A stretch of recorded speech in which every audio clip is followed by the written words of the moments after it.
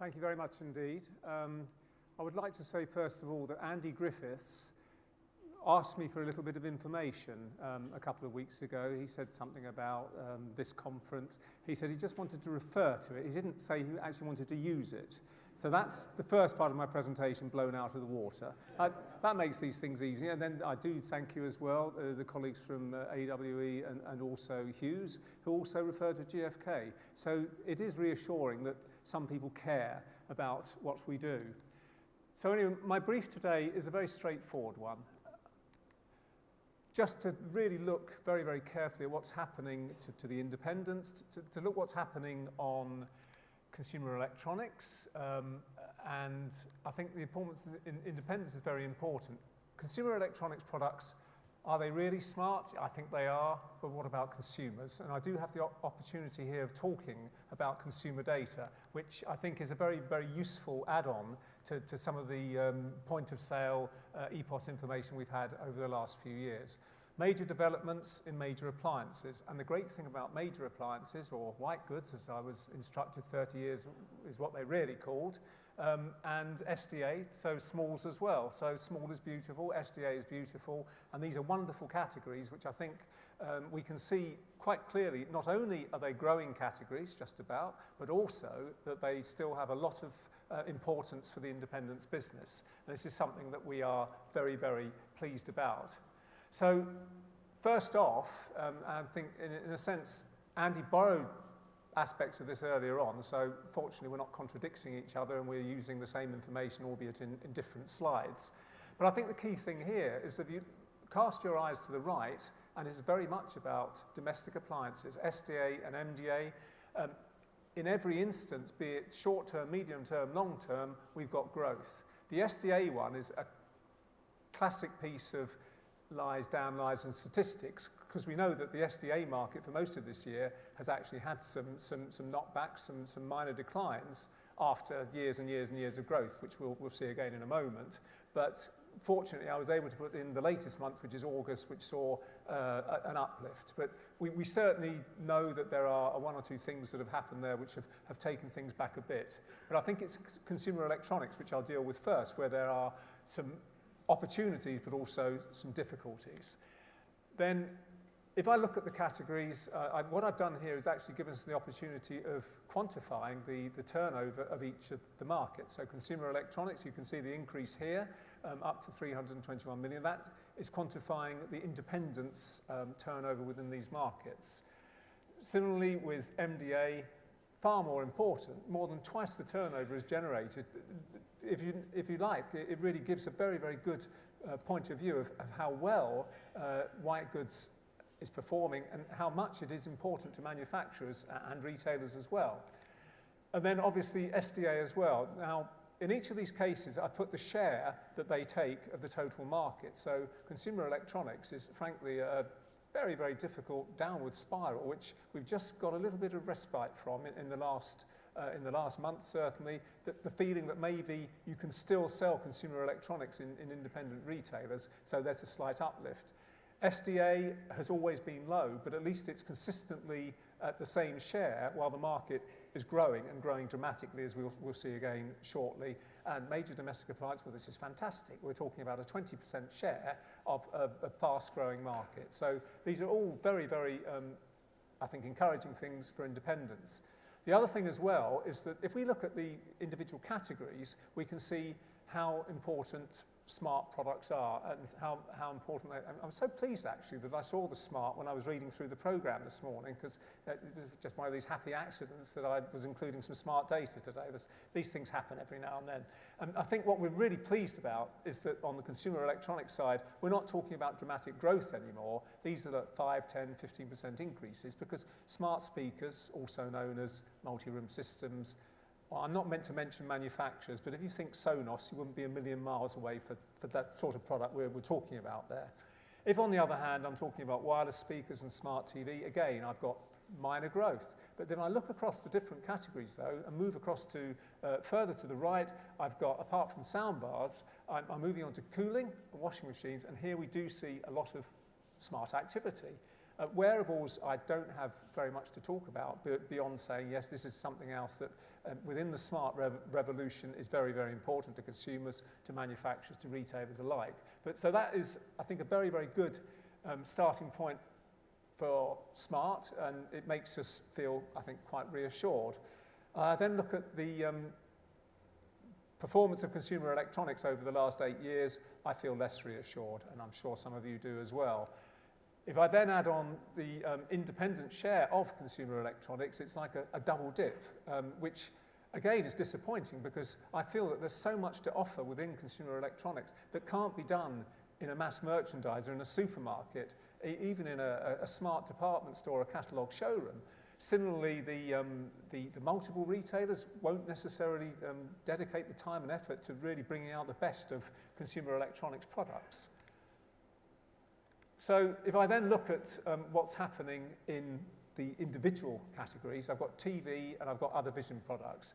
It's not, if you like, a universally great performance. I did say to somebody earlier on that I would indeed mention wall mounts. So I think what I have to say here is, firstly, we've actually got growth for wall mounts as far as independence business goes, which we are obviously delighted about. And we've also got the independence share there at a reasonable level, growing consistently. And I think the really good thing about that is that in each of these categories, we are seeing a bit of a mixed picture, but there are still some green shoots. So, for example, wall mounts is categorically up all the time.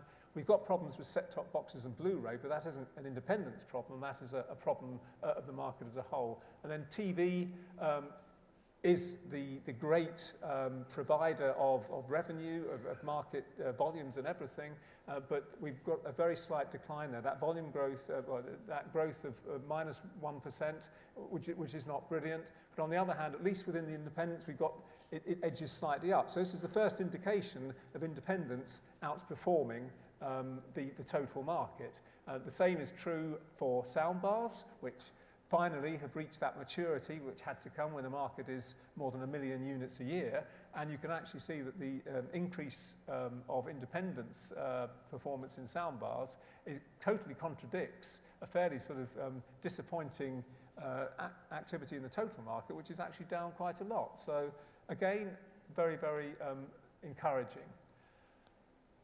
The other thing, I don't want to steal Chris Forrester's thunder because he's going to talk much more eloquently than I can about ultra-high definition, 4K, but nonetheless, I think it's still worth bearing in mind how important it is to draw your attention to the key points here. So on the one hand, we have a market which is almost going to be, by the end of August, certainly by the end of September, on a par with sales for total 2015. This market is still growing and growing dramatically.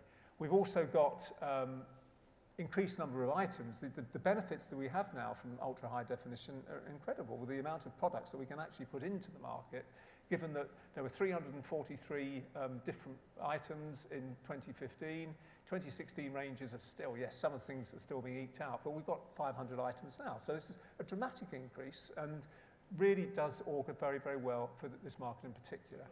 Guess what, of course? There's also price erosion. And oddly enough, people were saying that price erosion was going to be a result of Brexit. Like, price erosion had never, ever existed before in the 30, 40 years, however long people have been selling consumer electronics. So I think it's no surprise, maybe, that minus 30% has happened there. Okay, I did say that I was going to use consumer data because we have it at GfK. This is not an advert for GfK in any way, but I think it is useful to see that we can look beyond just the retail sales and go beyond that and see, well, actually, all of these products, what is happening to them?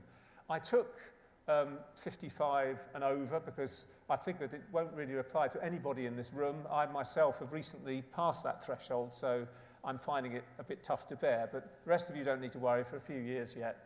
What I would say, on the other hand, if you look at the 18 to 34-year-olds, these are the people, Andy referred to his kids earlier on, I can refer to mine. These are the people, they don't really give a damn about that enormous box in the corner, but they're far more interested in all the other devices that they can do their viewing on. So it does have an interesting insight into how these products are actually being, well, used, how the content is being consumed by the younger generation, whoever they are.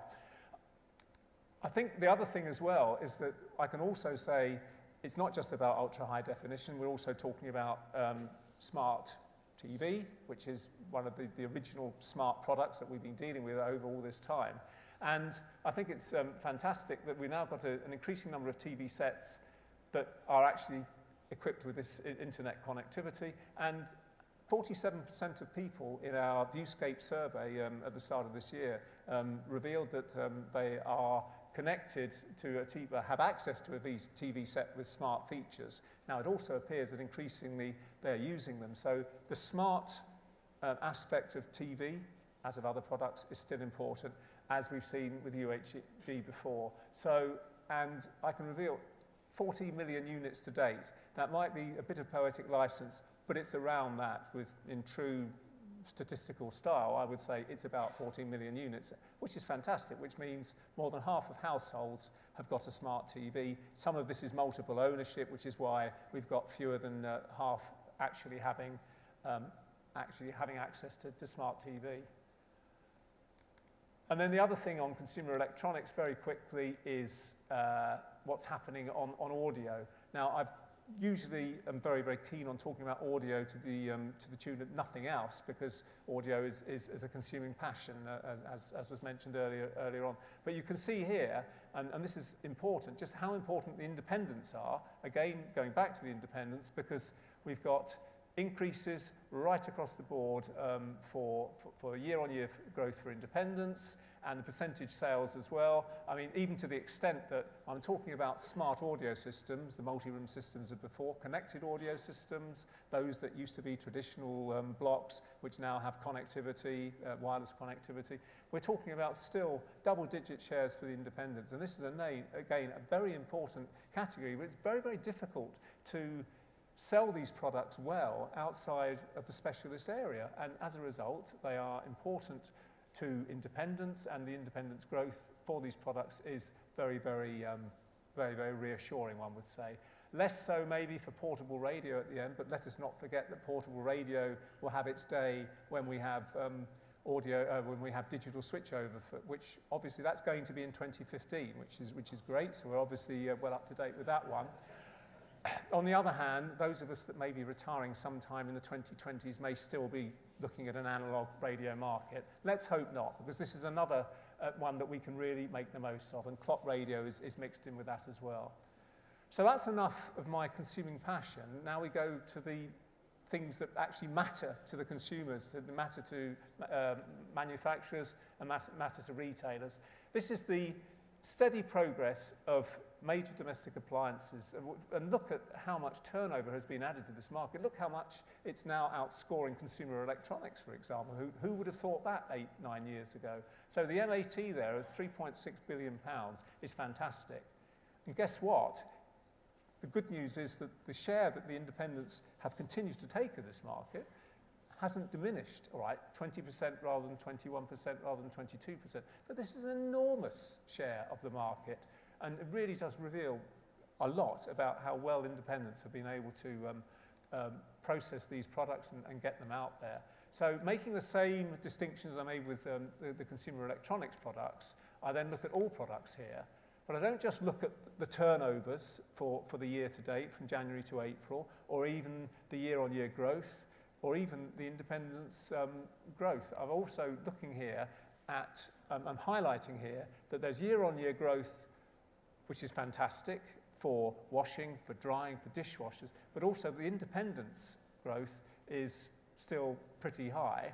And then looking further across, you've got cooling, where the independence growth is higher, where cooking, where the independence growth is higher. So this is the independence. Right, you could say that you're not doing so well. You're actually slightly performing less well than the market, but then you are the lifeblood of this market, the 20% that really, really counts. So as a result, this is still very, very positive information, and very, very good news, one would say.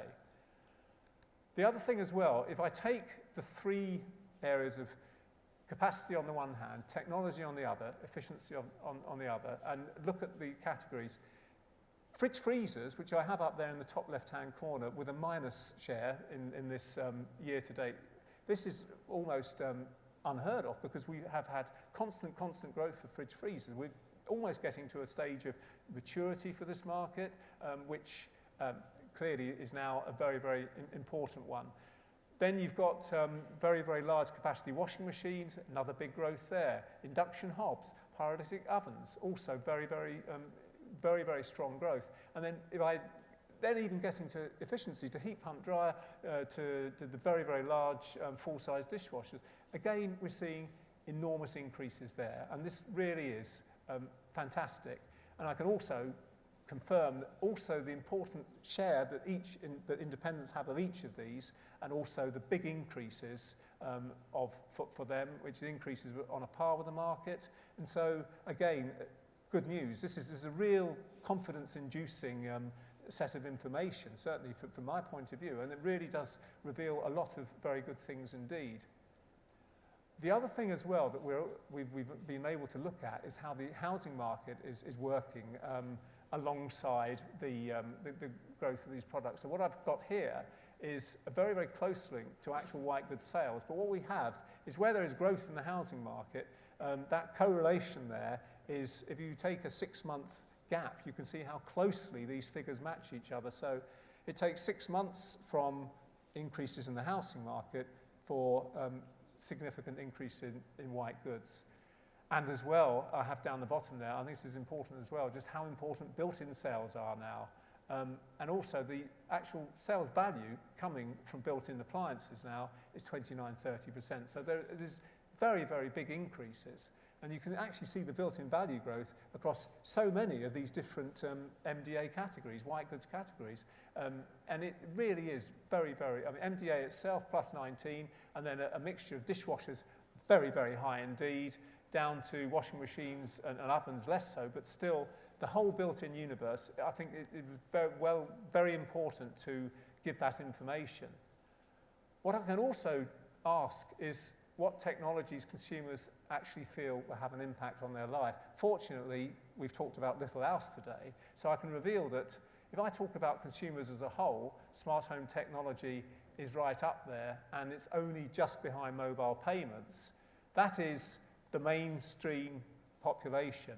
If, on the other hand, I look at leading-edge consumers who are assuredly a lot younger than average, assuredly far more tech-savvy than average, I think here we have a very important point. Is that these guys actually think that smart home technology is the most important of all of these categories. So it really links in very well with the survey that was conducted here earlier on, just how important the smart home technology is, and over and above a lot of other things as well. So again, very positive, very optimistic. And again, we talk about how important this is going to be to the industry. Already we've got a very high figure, 70 million pounds worth of smart connected sales in 2016 to date. And of the independents share 8% of this sales value. This is a very meaningful share. That's something really to aim for, to better if possible, while the whole smart connected world grows and the speed with which it does grow. Finally, on small domestic appliances, SDA, I think, again, it's been another fantastic 8-year cycle. I mean, this is stuff that you're aware of. I'm preaching to the converted, obviously, except, I suppose, in the moving annual total on the extreme right-hand side, where you've actually got a slight downturn. So for the first time, we're seeing not quite as rosy figures, but nonetheless, my very early slide pointed out that actually the MAT is still well up, the latest month is well up, the latest quarter is well up, mainly because of the latest month. So again, there are some very positive things here. We're not talking about 20%. We're not talking even about the 9–10% that we've been reduced to within consumer electronics now. But it should be pointed out that 2%, it's constant, and it's in a market which is constantly growing. So there is no let up there. There's no feeling that the independent is being completely swept to one side. Nobody's interested anymore. On the contrary, people are interested. We've seen enough in the previous categories to know how important this still is. And If you then look again at the different categories, so toasters, kettles, hot beverages, food prep, and floor care, we get some very, very interesting insight here. Because on the one hand, you've got the actual value that each category has in the latest MAT, but you can also see that where the volume growth, sorry, the year-on-year growth is down, and in all 5 categories it is down. You can see from toasters all the way through to floor care. In most of these, with the exception of kettles, in most of these you've still actually got quite a big increase for the independents. So we're not talking about enormous numbers for independents, for SDA, for small appliances, but nonetheless it is still positive. And I think that is very, very important indeed. And the fact, if I then move across to the extreme right, for floor care, I've actually also got something which is anomalous. It isn't a 2% share, it's actually a 6% share. So that whole vacuum cleaners, floor care area, cordless cleaners and so on is very, very important indeed. One little piece of insight, data insight, comes from what's happened to the takeaway cup and the stabilisation of this particular market. Because for the first instance, you can see the growth and the very, very dramatic growth that there's been. And in fact, in the latest, in 2015, we're actually talking about nearly a 200% increase on a year-on-year basis. And guess what? The brands have gone from 3 to 17 between 2007 and 2014. Then I take it to the maximum, which is the MAT. The number of brands actually has gone up again. We've now got 42 brands. But I think the other thing I would like to draw your attention to here is actually the average selling price. Because while you're still selling these products in that sort of, well, we started off at 22, we got to 41. We now actually got an average price of 46. So that is the value of this particular category for the independent retailer. For anybody that wants to, and yeah, it's a product which is growing and very, very important indeed. And finally, if I look at cordless cleaners, because I can look at them again from the consumer's point of view and not just from our data point of view, we're talking about innovation and how important that is. Because really we want to free up our time. We want to save time. And what we've got here is what innovation actually means to the consumer. Yes, it's a faster way of doing something. That's really important, 23%. Harnessing the latest technology. We've talked about this at length in other presentations today. But I need to go down to the one which is second from the bottom, third from the bottom, which is the easier way of doing something, that freeing up time. That's what innovation means. And this sort of thing, the cordless cleaner is going to be a very, very important product. We see it growing, and we see also its importance to the independents. And so the conclusion is that time is more valuable than money in nearly 1 out of 3 cases. So that's been a very, very quick run through. I could run around the room as well, but I think that would be overdoing it. But just from my point of view, I'm sorry that I've neglected to inject any humour into this, but facts are very, very serious. We don't need to laugh too much about them. So on the one hand, we know that it is tough. It's not tough for all durables, but there are mixed fortunes, so there's no doubt about that. On the other hand, the CE products are smart, getting smarter, and the halt for the previous decline for independents. I mean, I do take these things very seriously because it's very important that the independents role in our business, if you take that out, you are really in a 2-dimensional world, which we don't really want to have. And then also the share of major domestic appliances, which is fantastic. I mean, 20%, a market where you have 20% is really a position of extreme strength. And despite it all, despite the latest decline, it's also quite clear that even if we're not talking about anything dramatic about independent retailers for SDA, they are still very important indeed. And indeed, my contestation is that all of this is important. It's important for you as an industry, and it's important for the industry itself. So I think I'd be inclined to be more optimistic than pessimistic in this particular respect. Thank you very much indeed.